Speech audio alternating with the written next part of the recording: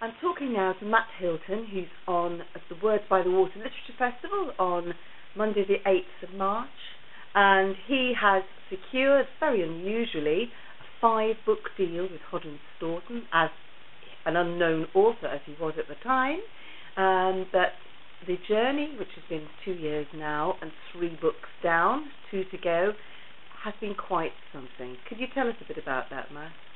Yeah, it's been a bit of a wild ride over the last 2 years. Obviously, when I got the book deal, I was a police officer based in Wigton, so it was from one high-stress job to another, really.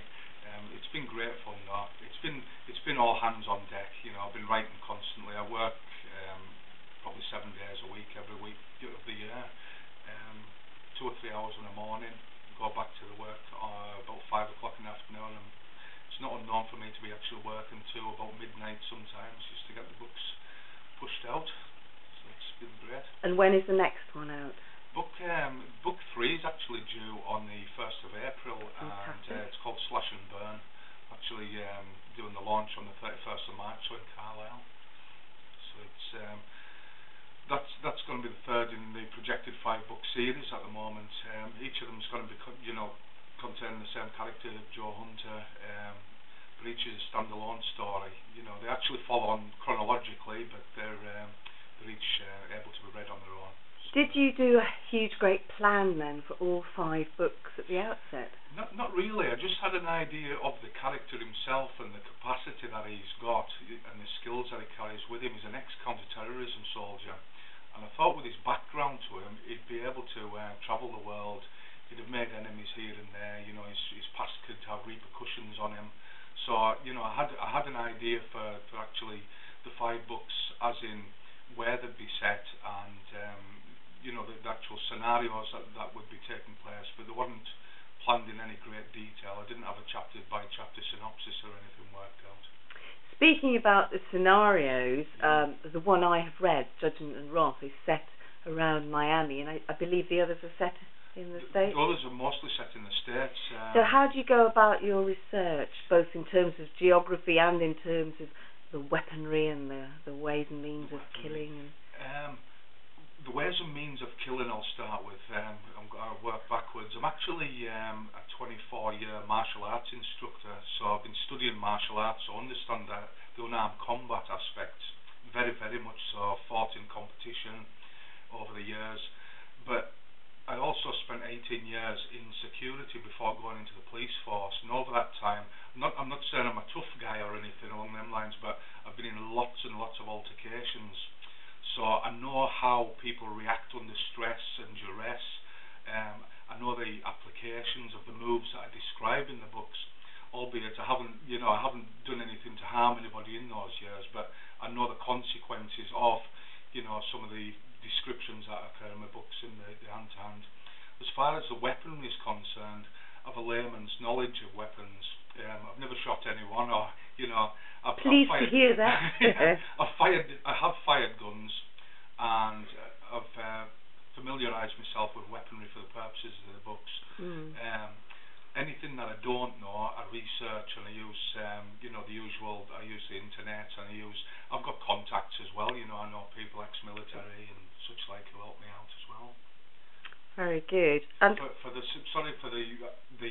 locations and things like that, I read an awful lot of American-style thrillers and American authors, so a lot of it's actually ingrained in me already. I'm already familiar.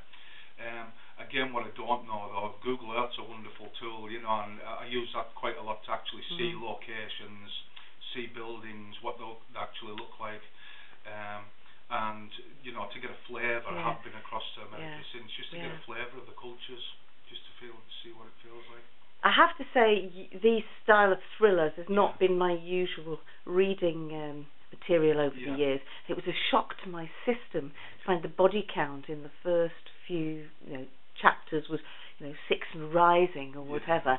But on the other hand, the pace of the book, I've rarely read such a fast pace, but I was turning pages like there was no tomorrow. Oh my God, where is this going next? What's happening next?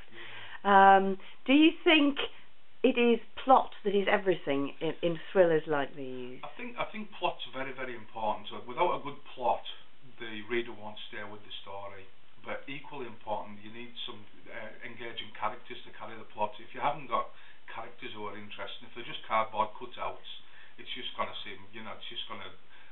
series of events really that isn't going to engage the reader. Yeah, I think that's very true, and I think one does get a degree of empathy with your lead character, Joe Hunter. He, despite the fact he's a hard man, he's likeable.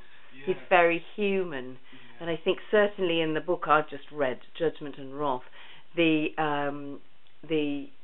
Antichrist almost figure, the fallen angel, the evil killer of the book, is very much almost non-human. Yeah, and I intended that. You know, they are slightly over-the-top characters in the respect, because I was looking at that good and evil. There's also a bit of a dilemma in the book, because Joe Hunter hates bullies. Dan Tallion's a product of bullying. So it's a strange undercurrent.